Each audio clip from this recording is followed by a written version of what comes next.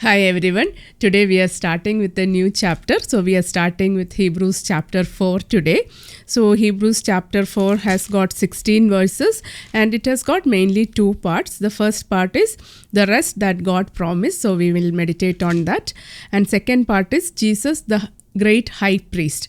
So one of the main themes of the book of Hebrews is the priesthood of Jesus, the high priesthood of Jesus. So Jesus is the new high priest according to the order of Melchizedek. So that is given throughout the book of Hebrews, and we already meditated on that in chapter 2. So that was the first reference in the book of Hebrews. So chapter 2 verse 17, I'll read that again. Therefore, he had to be made like his brethren in every respect, so that he might become a merciful and faithful high priest in the service of God, to make expiation for the sins of the people. For because he himself has suffered and been tempted, he is able to help those who are tempted. So we meditated on that earlier in chapter 2, and that was the first reference. So the second reference is coming in chapter 4. That is the second part of Hebrews chapter 4, Jesus the great high priest. So we'll again meditate on that. So today we'll meditate on the first verse. So I'll read that first. Hebrews chapter 4 verse 1. Therefore, while the promise of entering his rest remains, let us fear lest any of you be judged to have failed to reach it. So I'll read Hebrews chapter 4 verse 1. Therefore, while the promise of entering his rest remains, let us fear lest any of you be judged to have failed to reach it. Therefore, while the promise of entering his rest remains, let us fear lest any of you be judged to have failed to reach it. So this is basically a continuation of what is given in 3:17 and 18. 3:18 and 19. So I'll read 3:18, 19 and 4:1 together. Hebrews chapter 3, 18 and 19 and 4:1. And to whom did he swear that they should never enter his rest, but to those who were disobedient? So we see that they were unable to enter because of unbelief. Therefore, while the promise of entering his rest remains, let us fear lest any of you be judged to have failed to reach it.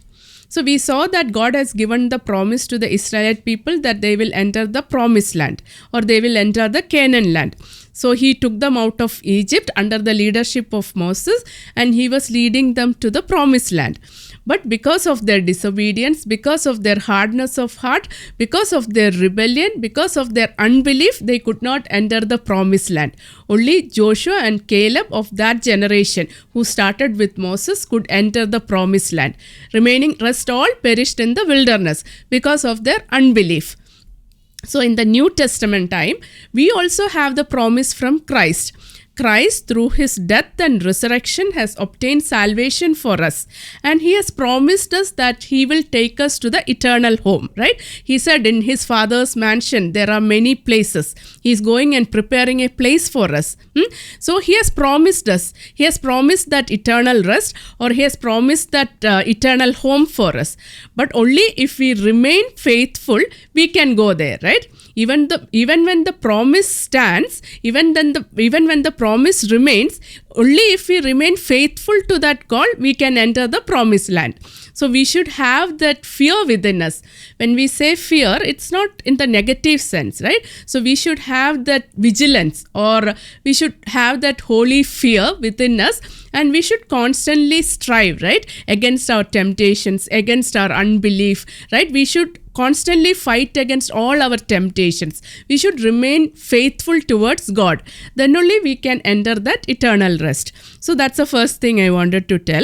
Therefore, while the promise of entering his rest remains, so that promise remains, let us fear lest any of you be judged to have failed to reach it. So we should be careful. We should be vigilant. So same is given in Philippians chapter 2, verse 12, right? Therefore, my beloved, as you have always obeyed, so now not only in my presence, but much more in my absence. Work out your own salvation with fear and trembling. Right? That is our duty. Work out our own salvation. God has promised us, but we need to do our part, right? Work out your own salvation with fear and trembling. So we shouldn't take that fear and trembling in the negative sense, but we should have that holy fear or that holy vigilance, right? So work out your own salvation with fear and trembling, for God is at work in you, both to will and to work for his good pleasure. So we should have that holy fear within us. That's the first thing I wanted to meditate. So the second part is, while the promise of entering his rest. So when we see rest, right? So Moses has laid down the precept for Sabbath rest. So it's a memorial of God taking rest on the seventh day. So in 6 days he completed his creation, and on the seventh day he rested. So as a memorial of that, Moses lay down the precept of Sabbath day. So many places we see that in Deuteronomy 5:12-15. I'll read few of that. Observe the Sabbath day to keep it holy, as the Lord your God commanded you. 6 days you shall labor and do all your work, but the seventh day is a Sabbath to the Lord your God. In it you shall not do any work, you or your son or your daughter or your manservant or your maidservant or your ox or your donkey or any of your cattle, or the sojourner who is within your gates, that your manservant and your maidservant may rest as well as you. Again in Exodus chapter 20, 8-11, remember the Sabbath day to keep it holy. 6 days you shall labor and do all your work, but the seventh day is a Sabbath to the Lord your God. In it you shall not do any work. Any places it's given. Again, Deuteronomy we read, Exodus it's there, Number 15:30-36.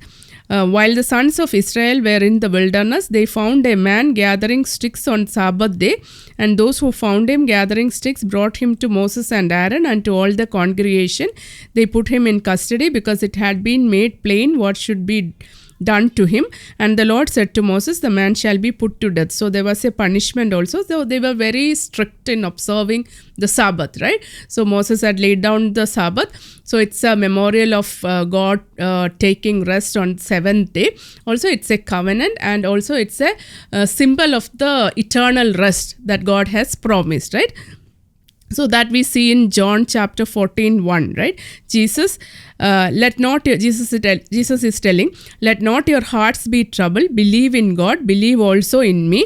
In my Father's house are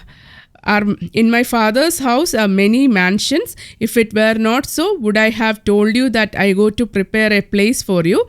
And when I go and prepare a place for you, I'll come again and will take you to myself, that where I am, you may be also. So he has promised that eternal rest, right? So in the New Testament. So all this promise is there. So God has promised that he will take us to eternal rest, but we should remain faithful. So if we rebel like the Israelite people, if we disobey God, if we have unbelief, or if we have an evil heart within us, then God will not take us to the promised land, right? So even though that promise is there, we will not be able to enter the rest. Same like the Israelite people, right? They were not able to enter the promised land, or they were not able to enter the Canaan land. So it's a symbol for us, right? So same will happen to us if we have unbelief in us, or if we don't have faith in us. So we should take it in the faith, right? We should take it in the right spirit. Then only we can enter God's rest.